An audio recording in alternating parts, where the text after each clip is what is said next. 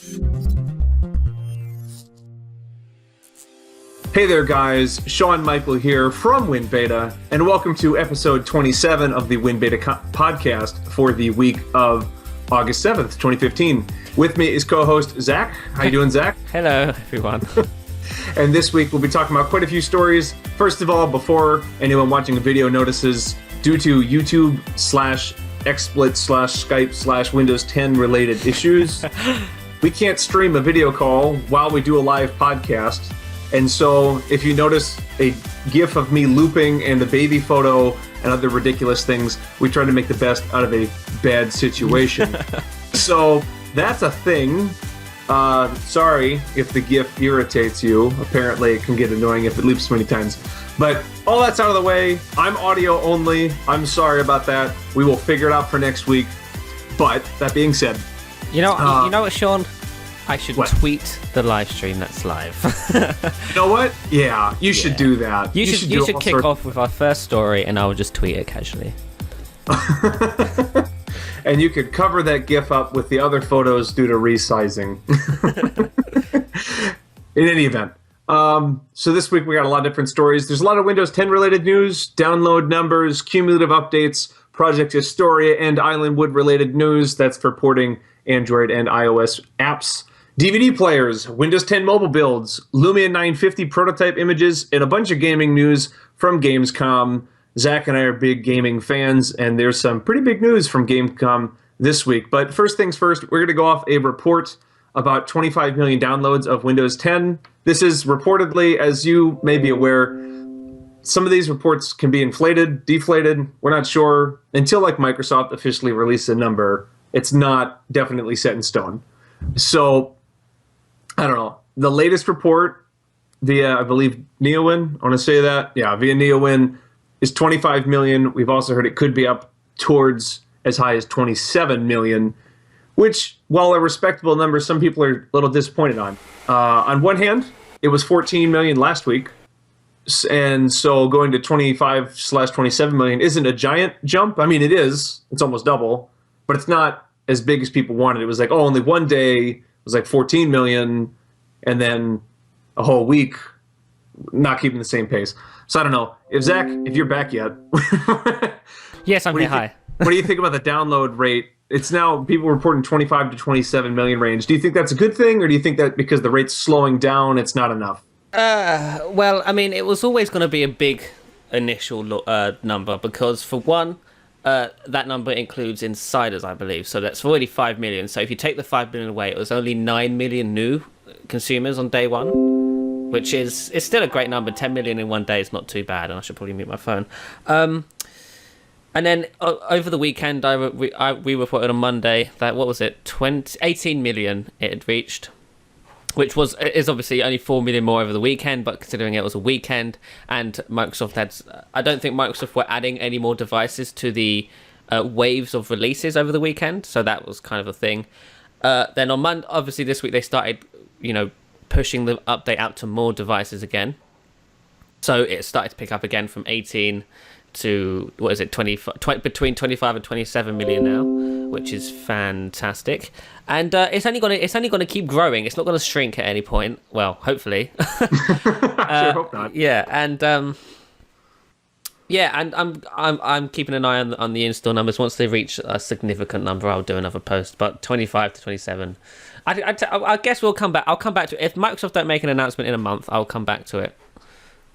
What do you think would be like a number, let's say a month out? That GIF really, I could see whether, if you could cover me up. Do you not like it? No, it's going to drive me nuts. Cover me with a baby photo or something. Don't worry about it. Anyway. Yeah. What's a reasonable number? Let's say a month. So it came out July 29th. Let's say it hits September 1st. What do you think the number should be at for downloads? Oh, should be is an interesting word. I'm going to guess. Because I don't know what it should be at, but I'm going to hope in a month 40 million, maybe close to 45 million. That's a respectable number. Yeah, I mean, because what was it? Windows 7 was it 100 million in 6 months? I'm I want to say 100 million in 6 months. I'm not. Someone will have to correct me if I'm wrong, but it was like Microsoft don't really do monthly announcements. They do it at 6 months, and they do whatever else onwards from that. And I'm pretty sure it was like it was either 100 million or 60 million. Where am I remembering the 60 million number from? I don't remember. Do you think that there's any chance Windows 10 passes that? Oh yeah, in the same time frame. I think Windows 10 will pass most of the milestones more at a speedier time than I've just realised something. I should turn off my notification sounds as well. Turn on quiet hours. There we go. Yeah, I reckon it will surpass a bunch of milestones quicker than previous operating systems will, because it's a free upgrade. Nobody has to pay for this who are already running Windows 7 and Windows 8. You know what I mean? Well, yeah, it's more, do people want it? It's easily accessible. It's available directly from your desktop. That's why I think it should pick up quickly, more at a faster pace. I would sure hope so. Yeah. Well, anyway, I guess moving on from Windows 10. Yes. Well, moving on from Windows 10. From Windows 10 more to Windows 10. This week, Microsoft released a second large update for Windows 10. This update, no new features. I mean, we're not expecting any new features until the fall with update 1, but a second big bug fix update. The first one was the day 1 patch, which was around a gigabyte of improvements once it was installed. This one, very similar to that, has a number of different bug fixes, and apparently a lot to that fixes AMD, like bugs with AMD systems, which is pretty good. This is what I'm streaming from is an AMD system, which is probably why it's having so many issues. But I've noticed no difference with the patch installed. Some people are saying that their devices seem faster. I'm not entirely sure if that's a placebo effect or not, but there you go. But yeah, this is going to be a thing now. Microsoft are going to be releasing bulk updates more often now, and they're going to improve a lot of different things under the hood. And then every so often they'll release an even bigger update with features, which, as I mentioned a second ago, the first one of those should be at some point later in the year. So lots to look forward to. And if you haven't downloaded the updates, you should do so via Windows Update right now, because it's there. Just check for updates; it should automatically download. And if it doesn't, we got a how-to on how to fix that anyway. So exactly. Go do that. Make sure you check out www.winbeta.org for more. Because if somehow you're watching this podcast without knowing that we're attached to a website, first of all, congratulations. Yeah. Second of all, we got stuff about it. Yes, check out the website. It's awesome. Well, we got other stuff too. We have Project, Astoria? They have these funny names. It sounds so magical. Project Astoria, as if you're like waving a magic wand and then like wild animals from Android land come into your Windows 10, which is exactly what happens. So we have the first kind of screenshots and video as well of Project Astoria in action, meaning someone's ported an Android app into a Windows 10 mobile device. Looks like a finance app. I don't speak a lick of Mandarin Chinese or any type of Chinese for that matter, but it looks like a finance app. The video kind of looks like a financy kind of app. Some people have complained about it looks like it's running slow on the video, but also Project Astoria is really new and they'd have to, I don't know. I mean, there's a lot of different things to do. But the thing is, we've now seen it in the wild. It is being used. There's some differences, though, Zach, between Astoria and Islandwood, right? I mean, the one for porting Android apps, is it limited to phones only? I don't know the technical details. I want to say Astoria only lets you do for Windows 10 mobile, but Islandwood lets you do for both. I want to say that's what it is. Right. Well, let's go with that then, because according to one of our commenters, that's true. I am so unprepared for today's podcast. According to one of our commenters, Star, he says, based on what he's seen, Android apps will only work on Windows 10 mobile. Islandwood actually compiles iOS apps against the Windows runtime, meaning they can run on all devices, like a Windows app. So, I don't know. I don't know why a developer would do that. If you could use Islandwood, I don't know any companies that have Android apps and not iPhone apps or iPad apps. It doesn't really make a lot of sense to me. But if there is someone that can do that, they can use Project Astoria, and it's now been seen in the wild, which is, I don't know. Do you think that's actually going to help? Do you think being able to port specifically Android apps to Windows 10 mobile is going to help Windows 10 mobile? I mean, it might convince like lazy developers like Snapchat and Twitter and pretty much all developers who haven't developed for Windows or developed well for Windows Phone. It might convince them just to package their app that they've already built and just throw it over to stop us complaining. If we complain loud enough, they should hopefully do something about it. It's not hard for them to just take Twitter to take the Android Twitter app, strip it of the Play Store, if it even has any Play Store references, and then repackage it for the Windows 10 mobile platform. It's not difficult. And if they don't do it, they're just being stubborn. Yeah, no, I agree. I think another thing that affects it is some apps don't even have that many specific Android-related things. So I could understand if you were like, I don't know, if you were running some with lots of YouTube integration or Google Maps. I mean, I recognize that if you have map integration, you'll have to replace the code to have, Bing Maps or whatever instead of Google Maps. And that might take some work that they don't feel like doing.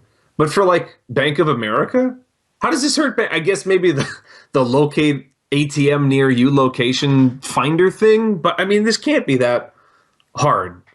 I mean, Microsoft works so hard at this. It doesn't take a lot of effort for these developers. I mean, the thing with the whole importing Android apps, if the Android app has no reference to the Google Play Store, like if it hasn't got any in-app links to open the Play Store, stuff like that, you can actually just take the actual compiled Android app and give it to Microsoft, and they put it on the store. That's what I've been told anyway.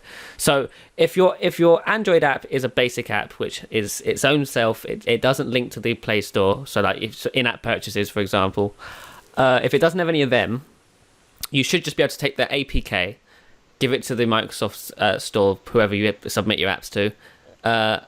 And then, put it in, obviously the tool, and the tool will do what it does. You don't need to do anything to it.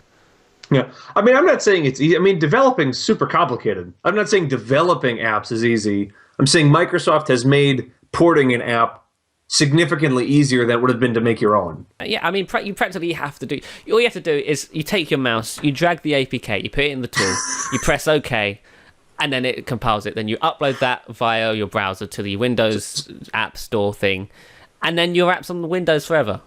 So you heard it here first, folks. According to Zach, if you just trained monkeys to click and drag APKs, you would have all the apps fixed. The app gap be closed in a month. Well, that's the plan. But I mean, the tools aren't even publicly available yet. Yeah. They're apparently in private preview, whatever that means.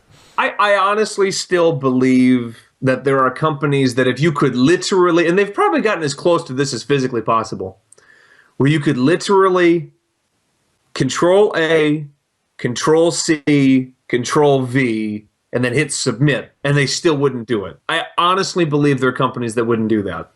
Snapchat. They're one of them. I'm sure they're not the only one. I mean, we've ragged on them enough. Check out our podcast where we rail on Snapchat. I'm sure you could find it.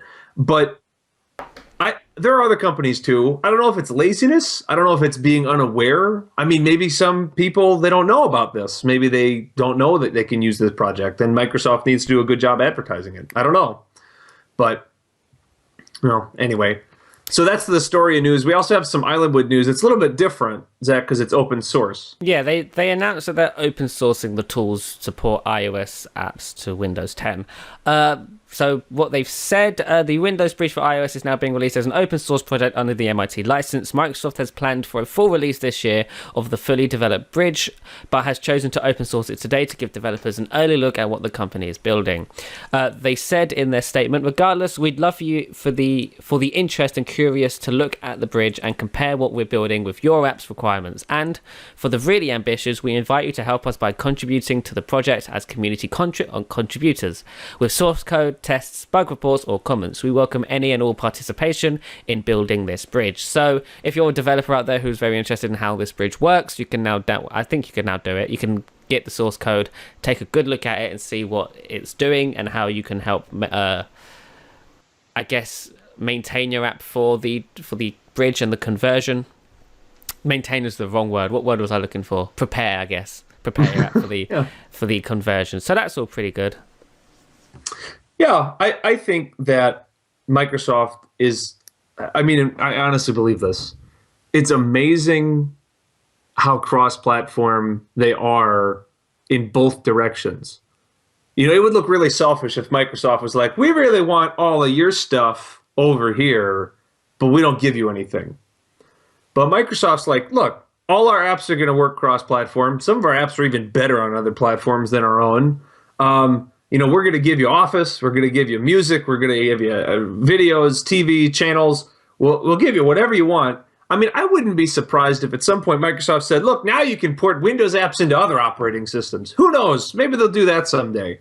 Then you could sit there and say, develop it once, put it on all three platforms. I don't know. It's just, they keep giving and giving, which is new, but we're waiting. It's like being in a bad relationship. It's just like, buy you gifts and I throw you a party and I set up all this stuff for you, and the other person, they just... It's unrequited love, Zach. Unrequited love. People in the comments who are getting mad at my explanation of the bridge tools, calm down. It was only an over-exaggeration.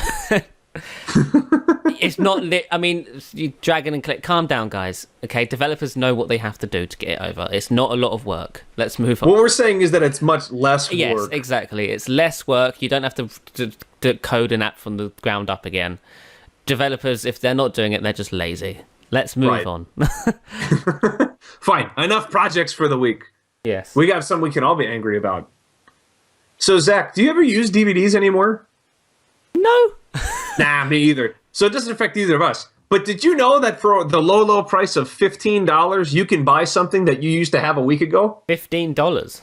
I know. Isn't it great? For only $15, unless you had Windows Media Center, you can play DVDs in Windows 10. Blimey! I mean, I know. I mean, there's also VLC. You know what? You know what's hilarious? Free. My custom built PC. I don't know why I spec'd it out with a DVD player in it. But I've since it's still in the computer, but I've unplugged it and used the wires for another thing. I have a DVD player in my PC that isn't even plugged into the motherboard. So that's how much I use DVDs. Well, that's okay, Zach, because it wouldn't work anyway unless you got this app. Or VLC, or something else that did the same thing. Yeah, but wasn't isn't VLC free? VLC is free and does that. And we know the guy that works on it. So way to go, Thomas. Yeah. Well. Also, I guess Windows has to pay licensing for these types of apps or something like that. Right. I was talking to Kip about this earlier today, and I was like, $15 for something that you get, really? And he's like, well, they got to pay licensing. So I can see like why Microsoft is saying like, look, if it costs us money, we're going to make it cost you money. But on the other hand, couldn't you play DVDs before? Yes. I've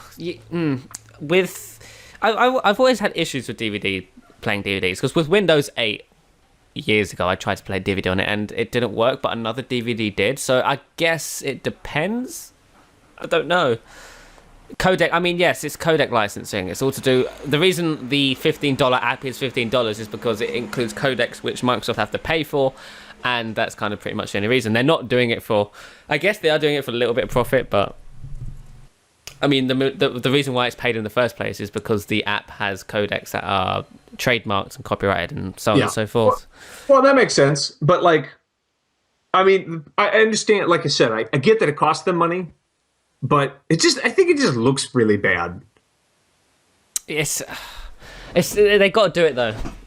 I guess if you had, 50 million users and they all downloaded this app with no intention of ever using it, but they still downloaded it, so Microsoft still had to pay for it, then you're looking at 50 mil times $15. So I guess that is a lot of money for nothing. Yeah. And I think this way as well. Those who do need it can pay for it, but the majority of... I don't think a lot of Windows users are playing DVDs on their computer. Microsoft used to have these codecs built into Windows, so Microsoft was, regardless of whether people were using it or not, paying these royalties to these codec people, the people who make the codecs. So for me, who doesn't ever play DVDs on my computer, when I bought Windows, I also paid for the codecs within that price, even though I was never going to use them. Mm-hmm. So with this method... those who do want to use it can go and buy it, and Microsoft don't have to shell out any additional money. So technically, they're saving. I guess, yeah. I mean, that's true. I have a little DVD player made by Dell, like in it, because I don't have any devices that have a DVD player built in anymore. Yeah. I guess I could try it out. The Dell XPS, all of my devices, even including my custom build because I've unplugged it, they don't have DVD players.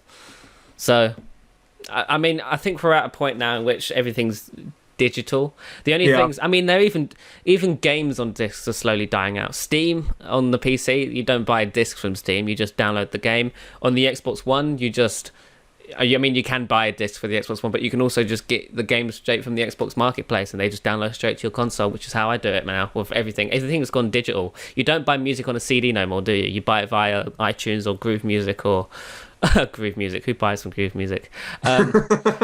Or from, you stream it from Spotify. Nobody buys physical media no more. Yeah. So that's pretty much that in a nutshell. Moving on to some other news this week that's non-DVD related. Build 10240 for Windows 10 Mobile leaked in ROM form from the world of China. And it leaked for the Lumia 640, the 640 XL, and the 930. And it's a leaked ROM. It's Chinese based, so when you install it, it will have Chinese specific apps on there. But other than that, the build seems to work pretty great. I did a hands-on video earlier this week. The performance seems better. There's a couple different changes with the build. For one, all Windows Phone users know that you cannot charge a Windows Phone whilst it's off. If the device is off and you try to plug it in, once plugging it in, the device will just boot up fully. If the device is already plugged in and you try to turn it off, it will just restart and boot back up. But with build 10240, it appears, assuming it's not a bug, that you can charge your phone now when it's off. And how it does it is when you plug it in, it vibrates, and instead of booting up, it just gives you a battery indicator. And then after a short period of time, it turns off, so the screen is just black and it's still charging. So this will hopefully increase charging times, because it's using less power, so the battery can charge faster. But I've seen a lot of people complain if this is how it's supposed to be. I've seen a lot of people complain because a lot of people apparently have broken power buttons. So the way they turn their device on is by plugging it in. So I mean, I'm pretty sure Windows Phone is the only device to actually not be able to charge whilst off. So those who are complaining about this change, I'm not entirely sure if your complaints are valid. Because if your power button's broken, go and get it fixed. I guess they're saying I don't want to get it fixed because I can do something other than it now, but I don't know. Oh, well, I mean, I would prefer being able to charge my phone whilst off. Thank you very much. What would you use that for? Faster charging. Okay, I guess I could see that because then your phone's not doing anything while you use it. Exactly. If I want to ignore people, I can. And just charge it. These days I have to decide whether I want to ignore people or charge my phone. Oh, that's a hard choice. Yeah, exactly. Now I can ignore people and charge my phone at the same time. Now that's multitasking. Indeed. I guess that would help too. I mean, the other thing that I've noticed, and this is especially true when you travel, is phones charge at different rates depending on where you are in the world. What, really? Oh yeah. Surely that depends on the current from your plug socket, right? But in the UK, the currents are different than in the US. I suppose that's true, yeah. That's why if you ever try to use something that heats up from the US, like a hairdryer or like a wood carving tool, if you're in the States, and then you go to England and try to use it, it'll break. Why? Is it because our socket's more powerful? Yeah, they work differently, which is why you have to check on the brick that lets you charge. You know, the little brick on your power cable for your laptop. Right. Yeah. That's not just to annoy you. That's saves your computer from blowing up, I guess, or not working.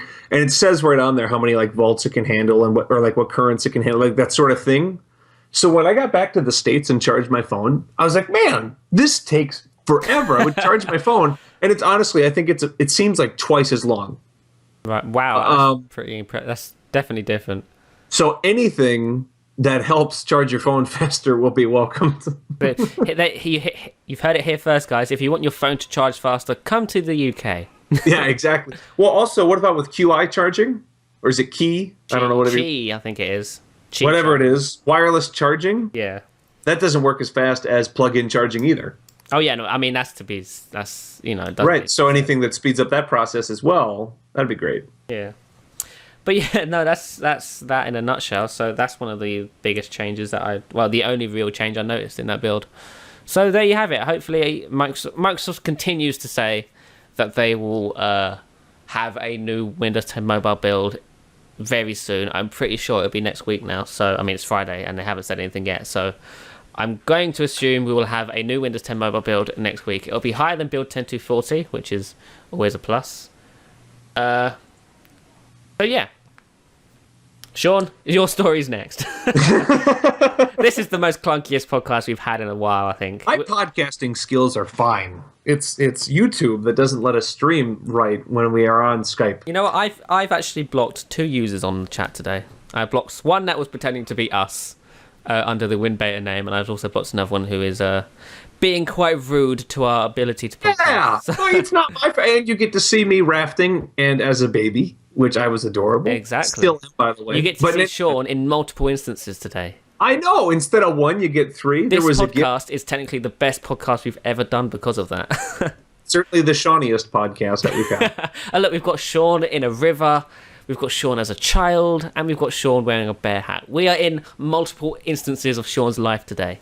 I don't think that's actually made out of a bear, for the record. Oh, okay. Well, it's a hat. It's enough. But it looks like a bear. Yes, it's very scary.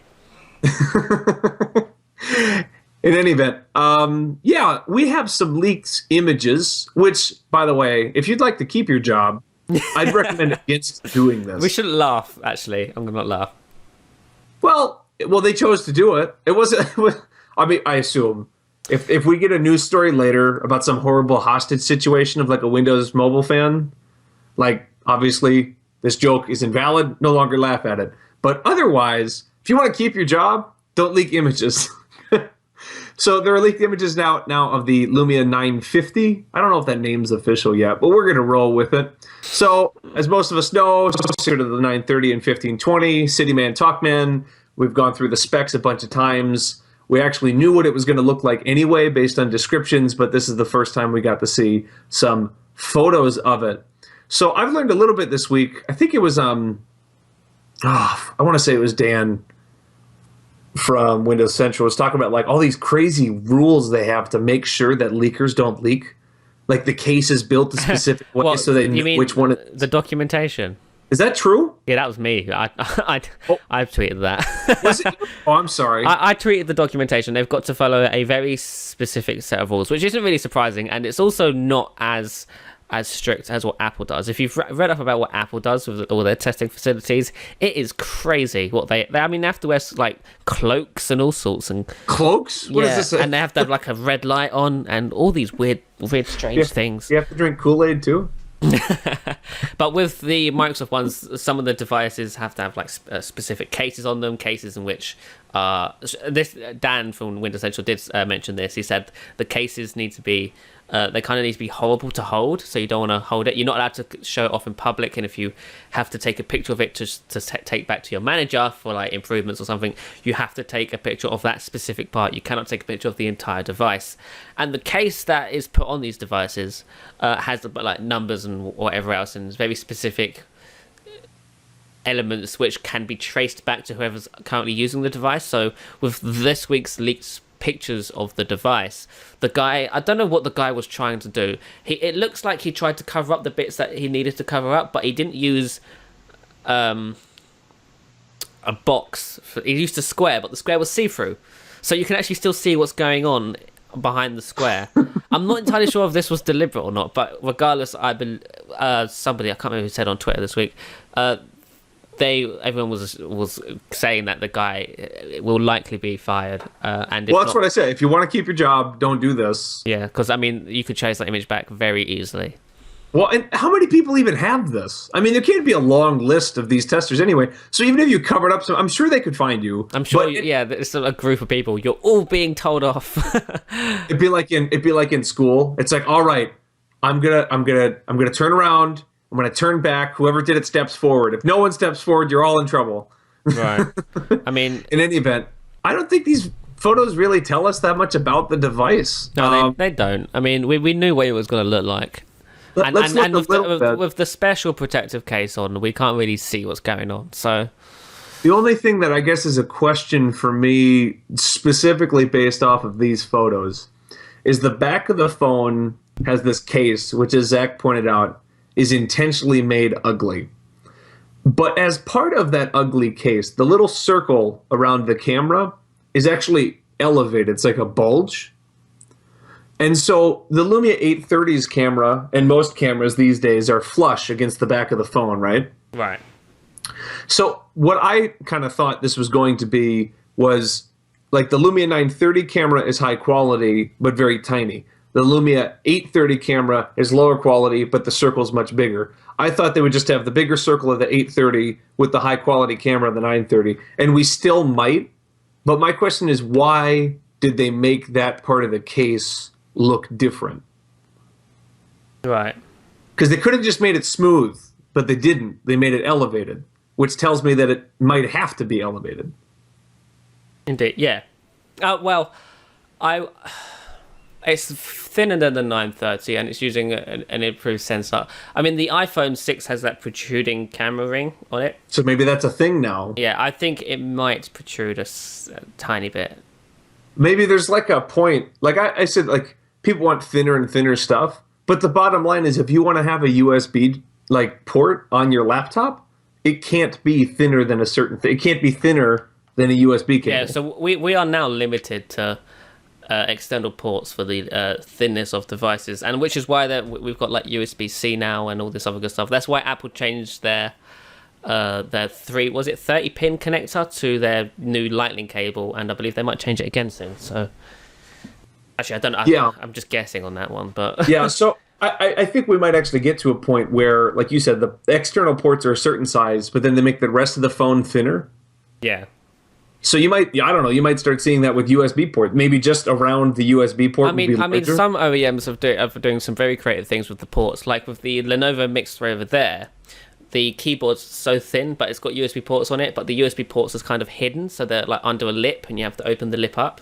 So that when you open the lip, it extends out to a full-size USB port. So that's kind of how they're kind of combating it, but it's not very elegant. I don't think so. Yeah. Well, people are trying, because you're going to keep ports on your devices. We saw the backlash when there weren't ports. Now, maybe there will be a point where that isn't true, but at least for now, we need certain ports.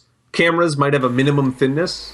Right. You might need to thin. If your camera is 20 megapixels or more, and then it has all these flashes and stuff, it might just have a minimum thinness that if you make the phone thinner, you have to have the camera sticking out a bit. Yeah. I really doubt that Apple would have a protruding camera if they could avoid it, because they care so much about like beauty and design and that sort of thing. Yeah. So if they have a protruding device, that tells me sometimes you can't just do it. Right now, the technology is probably limited. Yep, and that's kind of what to expect. I mean, it's not the end of the world if it protrudes a slight amount. I don't think it is. Nah, I don't think so either. I mean, the Lumia 930 is curved on the back anyway, so when it's on the table, you can, if you push it on the left or right, you can lift it up and down and stuff. So nothing's. I mean, yeah, but the Lumia 930 could kill someone. Like in Mission Impossible, like he could have used it as a weapon. Which, by the way, Mission Impossible Rogue Nation absolutely full of Microsoft stuff. Yes, have you seen it? Yeah, did I talk about this last week? Maybe. Wasn't that Terminator you spoke about? Well, it was that too. The Microsoft. Well, yeah, I saw Mission Impossible this yesterday as well. And they're using Lumias all the time. And Tom Cruise answers his Lumia 930 that way. It's just like, what are you doing? He answered it upside down, right? Yeah, he answered it upside down. Ugh, and then like the there's that scene where like the Lumia's like filming, and then they zoom up. Yeah. On the it's like clearly zooming, but then it's just Nokia right on there, which isn't made by Microsoft. I know, but I think it's. They should have shoved like the Lumia 640 in there. I think it's more the fact that it's it's a Windows phone, not mine. And then like the Surface, they're there in like that big old scene. And there's like a Surface 3, and then there's Surface Pro 3 on the airplane. Mm-hmm. Yeah, so lots of apparently big blockbuster movies live in a world in which everybody owns Microsoft stuff, which is nice. Now I'd like to live there.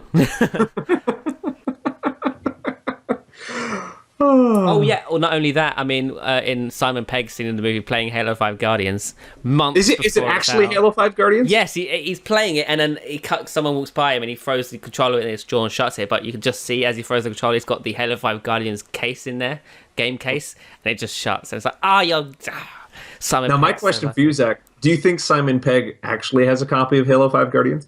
I don't think so. Don't No? think so. No, I say that maybe. Don't know. I mean, the game's not finished yet, so he can't have. Finished enough for that film. Yeah, well, speaking, you know what, actually, I bet he also has Windows 10 on his Xbox One. In that movie. He might. Yeah. He might. But you know what? You and I are going to have to wait until later this year. Yes, because guess when it's coming? November. Yeah, exactly. November. It's such a long way away. But yes, Windows 10 for Xbox One, which we're saying it's Windows 10, but it is Windows 10, but to gamers, it'll be more the new dashboard experience. And they're not going to really care about the Windows 10 side of things. But Windows 10 is coming to Xbox One in November. The preview could roll out as early as September. Obviously, we've already seen the new design. The new design's very Windows 10-esque. It comes with Cortana, faster way to access pins. Is a lot faster. No more of this whole loading, waiting time, jumping in and out of apps. It's just all available to you straight away, which is all pretty good. And yeah, so that's pretty exciting. Not really much to it other than the date. We've seen they made this announcement back at E3, I believe. So that's something to look forward to for Xbox One users. They've also made a number of different announcements at Gamescom for DVR stuff, which, Sean, I think is your story. Well, I want to ask you something first. Okay.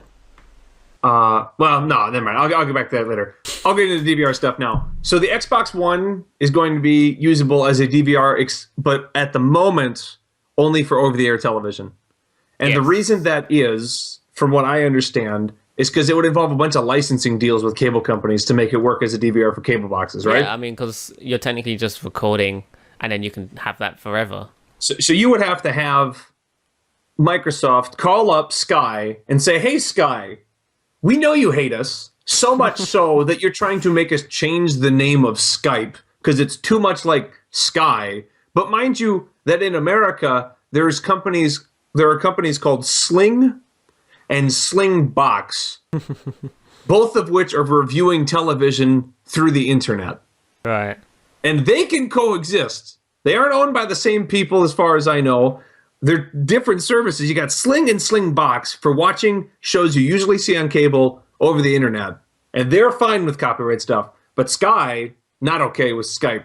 And they're going to call them up and say, we'd really like it if people could download a show once, stream it to any device they have, download it so they can watch it without an internet connection, instead of doing pay-per-view movies or something, and then they could fast forward through commercials and edit the stuff themselves probably because people will figure out a way to do that. It'd be really cool if we could integrate that into the Xbox One. So if that ever happens, it will be a miracle in terms of partnerships with companies. Right. So at the moment, it's just over the air. Which is fine for me because that's what I use. Right. Yeah, so it's over the air, it's preview. It'll work with only select markets in Europe and North America. I don't think they specifically said where. They just said specific. I would hope the UK is one of them. I would hope the US is one of them, but remember the US uses a different type of over-the-air tuner than the UK. Yeah, it does. And so, but they did mention North America. So I'm very curious to see where this will work, how it will work, and that sort of thing. But that being said, I think it's a really big step for the Xbox One as an entertainment system. Right, yeah. I think that the Xbox One is, while it obviously integrates well with cable, One Guide integrates with cable. You can do the playthrough. If you're an NFL fan of American football, you can watch a game through the Xbox. Like if you have cable, it can go through it, and then it like integrates with like fantasy football and stuff. So it's not like they don't work with cable, because they do. Just I can see why the DVR partnershiping might take a while if it comes. But a lot of people might use the Xbox as a cord-cutting device because it can stream you services like Netflix, has Sling TV, it has other apps and services that let you watch films, lets you easily watch your own collection of films, works with video streaming, that sort of thing, and then now also as an over-the-air TV tuner and DVR. That's a lot of ammo to say you don't need cable anymore. I mean, you say that people use the Xbox as a cable cutting. I did. My Xbox is now like the hub of all entertainment, for TV entertainment at least. I don't watch a lot of telly though, so Netflix, YouTube, Freeview, games, it's all done on the Xbox now, instead of having a separate Virgin box, which for those who don't know is again a cable company in the UK. They're called Virgin Media. You may have heard of them, owned by Richard Branson. Huge company. But yes, they have telly here, and I used to have one of them. Now I don't, because I don't need it, because I've got a thingamabob, an Xbox that does all of that and more. I mean, the big cutoff for a lot of people is like live sports. Yeah, but I mean, I'm not a sports fan. So. But if you're not into live sports, and you're, especially, they don't have this. They have some things in the UK that they don't have here, and obviously vice versa. In the States, they have Hulu, which allows you to watch TV shows, but like the day they come out, or I think it's the day after they come out. And there's a ton of them. And there's obviously Netflix, and American Netflix has more shows and movies. And there's other stuff. And then the BBC, you got iPlayer and other things. In other countries, you got different alternatives. So if you're using the Xbox as a cable cutting device, a DVR that works with over-the-air television is a big plus. But there's a catch. To use the DVR with the Xbox One, not only does it have to be over-the-air, you also have to have an external drive to do it. Even if you have the new 1 terabyte Xbox One, you still have to have an external drive. And they said the reasoning for this is because they want gaming and TV to be completely stored separately so they don't mix with each other, I guess. Right, yeah. I mean, actually, I didn't actually know that, so I just learned something new right there. Well, there you go. So, yeah, some people probably not thrilled about that. I guess if you want a little bit of good news, they recently came out with an external drive specifically built for the Xbox One. Yeah, but it's Seagate, and Seagate apparently don't have the best track record. So. Yeah, they partner with Seagate. I'm sure you could find other ones, your own personal preference, that sort of thing. I mean, they all work the same. Just this one's got an Xbox logo on it. It's a bit of a downer, to be honest, because if you want all the features that we just talked about, you need to have an Xbox One, a digital tuner connector, an antenna, and then to fully do One Guide, you need a Kinect and to use Cortana. And then you also need to have an external hard drive. Yeah. So, I mean, you're looking at, I mean, you could probably spend, I didn't do the math, but just the Xbox is $500 with like a game package and stuff for like the new terabyte one. Like Halo bundles, $500. Yeah, I'm pretty sure I saw recently the Xbox One on its own, like the Xbox One with a controller and cables and stuff from Microsoft or from Amazon or somewhere for £269, which isn't bad.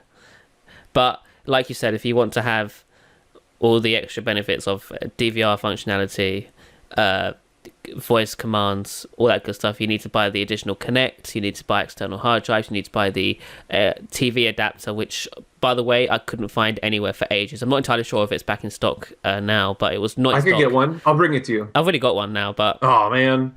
I had to overpay for it, though. And what was the other one? Cortana, again, with the voice recognition with Kinect and stuff.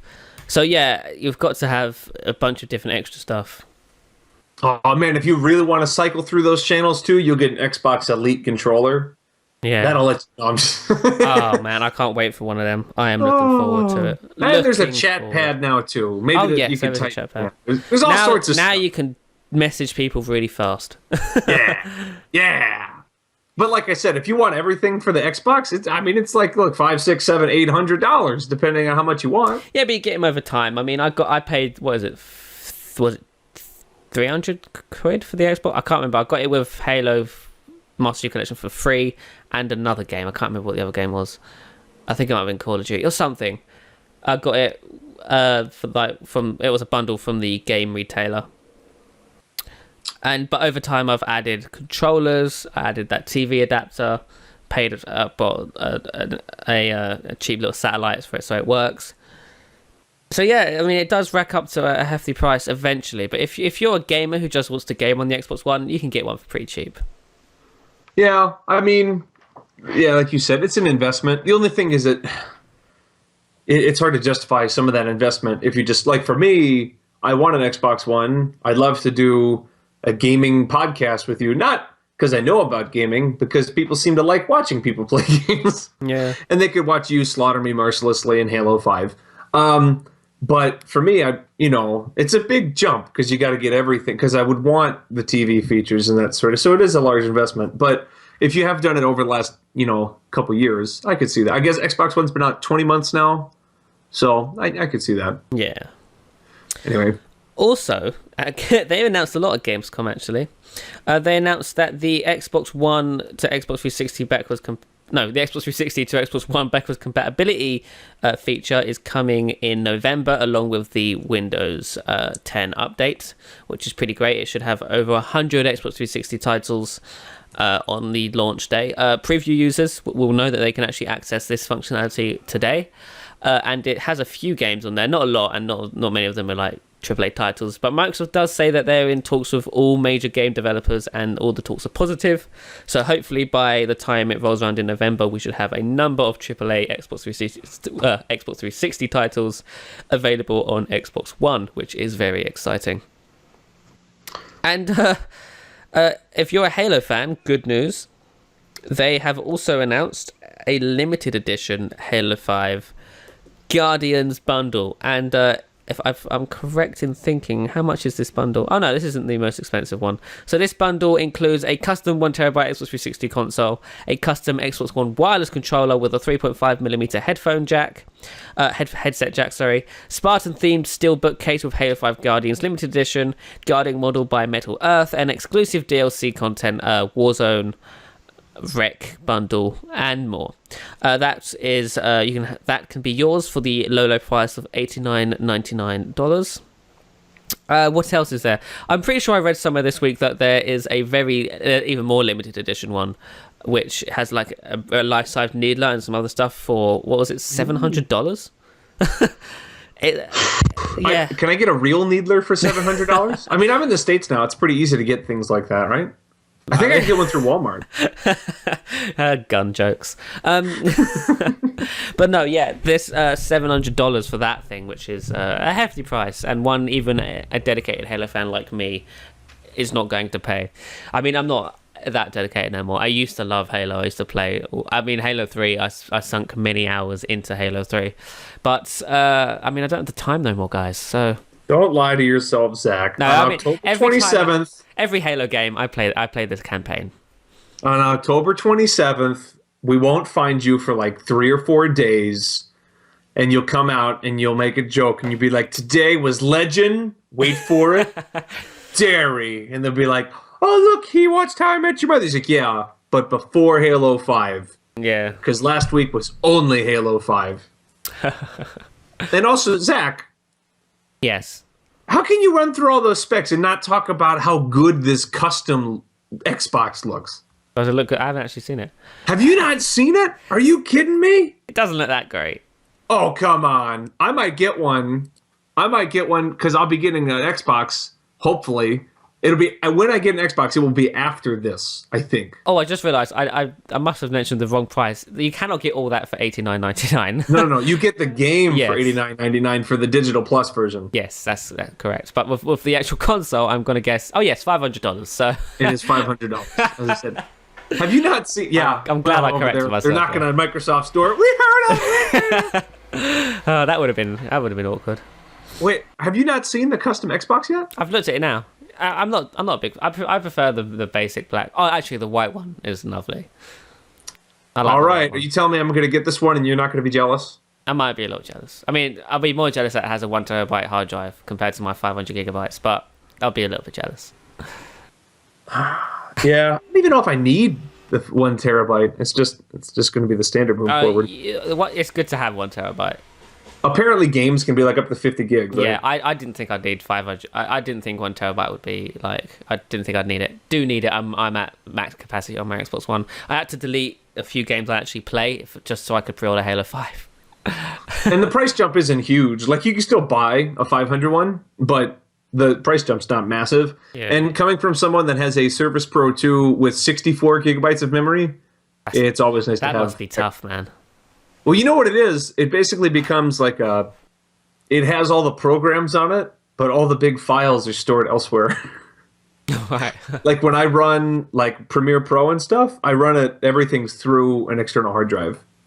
Yeah, right, that makes sense. Like the program itself is on my device, but like all the files that I keep, store, edit, that sort of thing. What you should do is actually, when you're editing, you should move those files to your hard drive as well, and then move them back when you're done, because that makes editing faster. Editing tip right there.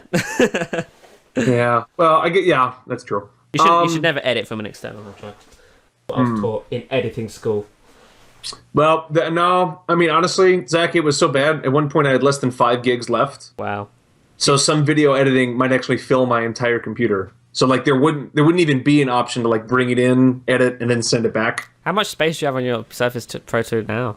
Now, actually, you know what's funny? When I upgraded to Windows 10, yeah, and then I deleted all the leftovers from Windows 8, I actually have more room. I have about 22 gigs left now. Oh, nice. That's not bad. Which isn't, like, obviously it's not great, but I could do what you're saying with the video. I could bring in a 3 gig video, edit it, and then send it back. Right, yeah. Team Gnome is such a downer. Team Gnome dislikes Xbox One. And apparently he likes to refer to console gamers as console peasants. So do with that as you will. Why don't you go play Arkham Knight on the PC? Yeah. Oh, wait. Yeah. I made that joke to Ron when it first came out. I was like, well, guess what? Arkham Knight works great on my Xbox One. And he was like, what? You know what? My keyboard video of the Microsoft foldable keyboard, 60 frames per second, works great. How's that working on Arkham Knight? Oh, yeah, wait. In all reality, I recognize PCs can be great for games, but it's still fun to pick because they always pick on us. Exactly. And they're all the same in the end. So with that, we should end the podcast quickly. Close and run out the door. Yes. Yeah. So I guess I don't know. Is there any other major news from this week that we haven't covered yet? I don't think so. I think that's pretty much all of it. This is I got a cool story. I got a thing left to plug. Go on then. I sneeze, so do that whilst I try and sneeze. Okay. Go ahead and sneeze. All right, it's gone. Never mind. Oh, sweet. I was on another podcast this week. Oh, yes, you were. And since he plugged us, I should probably plug him, right? Absolutely. Seems fair. Yeah. So yeah, I was on. Let's see. Here's Mike. I don't know how to pronounce his last name, to be honest. His first name's Mike. Last name is Wendland. I'm gonna go with Wendland. So I'll be honest.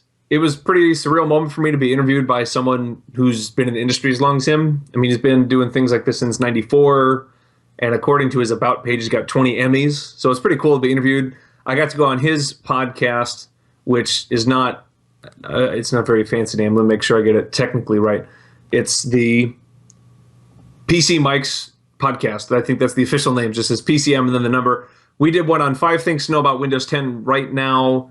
It's very directed towards kind of basic, more consumer level users. They use the term no geek or the phrase no geek speak quite a bit. So if you know someone who's into tech but doesn't want to watch a whole podcast on more advanced features or development, and they don't care about Project Astoria or Islandwood or that sort of thing. Or WinBeta. Yeah, well, yeah, if they're just not into really, yeah, exactly, then he's got a website. It's pcmike.com. You can find the podcast at pcmike.com/podcast. It was a pleasure to be on with him. Hopefully can do stuff with him in the future. So that was pretty fun for me. Yeah. Yeah. Pretty good. And also next week, if you pay extra, you can get both hosts on the video podcast at once. Send me things through PayPal, and I'll come back. Just kidding. Just kidding. Yeah, but we have to clarify. We are just joking. Please. We'll fix it by next week, right? Donate. Donate. We don't even have... I wouldn't accept a donation for... I mean, I get paid to do this anyway. YouTube tells me I can actually set up PayPal donations so viewers can donate to us. Don't do that. That's not what I'm saying. This is just a joke. YouTube keeps telling me I can do it. What are you trying to say, YouTube? You saying I'm poor? Exactly. How dare you? In any event. Yes. That's it, right? That's it. That's all. That's the podcast. Hey, wait a second. I know something. We got a new segment this week. Did you know that? We do? What's that? We do. It's the Ask WinBeta segment. We tried it last week, and it actually happens now. Oh, yeah. I don't know. I didn't plug it this week, so we might not have any new ones. I plugged it all week. All right, check it. I can't check it. If I check it, and you know what? Yeah. So I plugged it all week. If you got a question for us you want answered in the episode, use hashtag AskWinBeta throughout the week. If you have a question you want to ask after the episode, just stick around after the live stream or whatever. So we don't have a lot this week. The only thing left is we have, how do you think the future Windows operating systems will be named? Do you think Windows will mimic OS X, as in 10.3, 10.12, 10.xx, etc.? or do you think they'll do something else? Yeah, What do you think? I think they'll go that route. I mean, let's not say they're going to mimic OS X. Let's say they're going to mimic 8.1 and 8. Because, I mean, Windows 8 and Windows 8.1, I'm going to guess they're going to follow that route with Windows 10 and Windows 10.1. Although, they could also go down the route of not naming anything. Just say, this is a new update to Windows 10. But then again, that might cause confusion. I think it would confuse people Yeah. because there was such a jump between Windows 8 and Windows 8.1. So which 10 are you on? Which version of 10 are you on? Exactly. And with forced updates, everyone's going to be on 10 anyway. Yeah, but not everyone's going to be on the same 10, I imagine. Eventually. Someone's going to have some sort of block to block Windows Update. I Only put up you can only defer automatic updates for what, 6 months if you're on Pro? Yeah. You'll be on it eventually, my friends. Yeah. It's inevitable. It is inevitable. Yes. And Project Genesis. Yeah. Anyway, all right. Well, that has been the podcast, the WinBeta podcast, episode 27 for the week of August 7th, 2015. Thank you for joining us. As always, we are here every Friday live. If you'd like to join us, Fridays at 3 p.m. Eastern Daylight Time. And you can find both of us on Twitter. You can find me at Sean_Michael_UK. And you can find Zach at ZachB_ on Twitter. There you go. You can also find winbeta.org on Twitter at winbeta.org. So it's winbeta.org, but without punctuation because they don't let you do that. So follow WinBeta for all the latest Microsoft and other Windows-related news. We'll have build videos, all sorts of fun stuff, leaks, news, etc. Thanks a lot, guys, and we will see you on the next one.